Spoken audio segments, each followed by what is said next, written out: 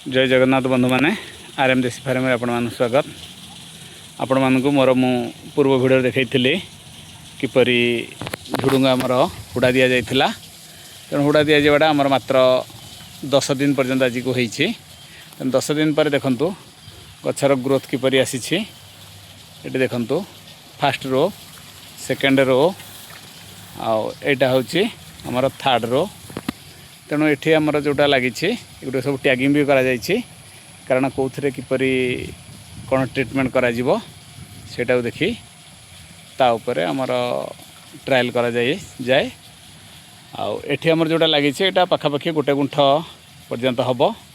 तेणु आपण मैंने एमती निजर बाड़ी रे खाली थिवा स्थान रे तो गुंठे नहला नहीं आप 10 फुट 10 फुट कि 10 रे 20 फुट पोटालीटे करी कि जेतिकी अच्छी 8 हाथ 10 हाथ कि 4 हाथ 6 हाथ जहाँ भी अच्छी आप लगे निजर परिवा खर्च 2 मास पर्यंत आपण मैंने चल पारे घरर। तेणु आपण मैंने एमती कले बहुत भल हो बोली आशा करुच्ची। पाखे देखंतु आमर एठी भेंडी लगा जाइछि, जाको लेडी फिंगर कहा जाए। आउ गोटे नाम अच्छी ओकरा। तेणु बर्तमान भेंडीटा आमर कौन हुड़ा टेका जाए, कारण वर्षा ये प्रबल होथरक। कारण आमर पानीपाग विभाग वाला डिक्लेयर करदे एथरक एलिनो प्रभाव अच्छी, वर्षा बहुत कम हो, मरुड़ी सुनिश्चित।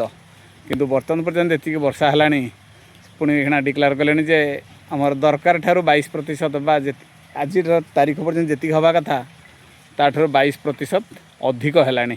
ताले एलिनो गला कुआड़े।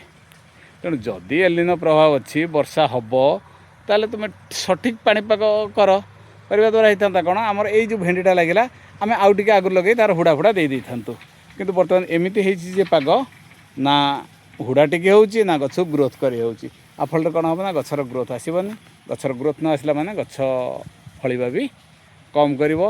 आउ समय बाहर तार फूल आसब कि समय पूर्व फूल आसीज, कारण गछ तले कोड़ा न पाइब। तेणु गछ ग्रोथ करें, गछ रुंठा हो।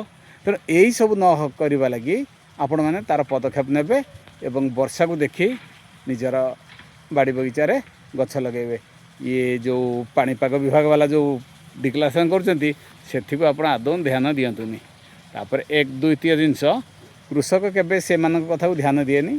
कृषक किंतु सब ता समय सीमार से करे। मरुड़ी हेले भी से चाष करिवो, धोई हो गले भी से चाष करिवो।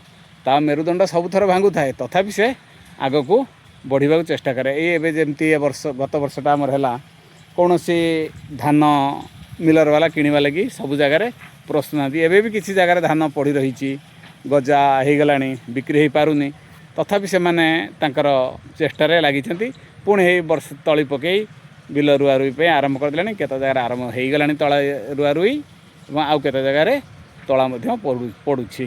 कारण जो मैंने आगुरी खरुड़ी तली पकई से मानकर तली ओपड़ा हो गला।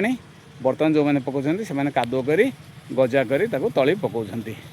तेणु आपण मैंने एमती निजर बाड़ी बगीचार किसी छोट छोट जगार करी किछिटा गछ लगे आपण निजर घरर परिवा खर्च अति सहजरे तुलै पारिबे। आउ सेथिरे जो तार मूलरे किछि रखिथिबा आपणकर गोबर खत, चुलीरु बाहर पाउंश एवं गछ मूलरू पड़िथिबा पत्र को जो सब पहरिकी आपण घर पाखापाखि रखिदे थांती, से सबको मिसई आपण ता मूलरे कंपोस्ट कर दियंतु। कौन सार दबा रासायनिक सार दबा दरकार नहीं, कारण आम बाड़ी बगीचार रासायनिक सारर प्रभाव आदौ रहिबा कथा नुहे। कारण जेकोसी गोटे गछ लगेले सेगुड़ी अधिक ग्रोथ हो नष्ट हो।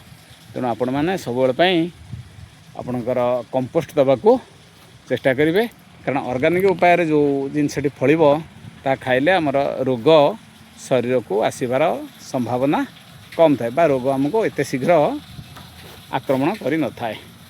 जय जगन्नाथ, आपण मानकु हार्दिक शुभेच्छा।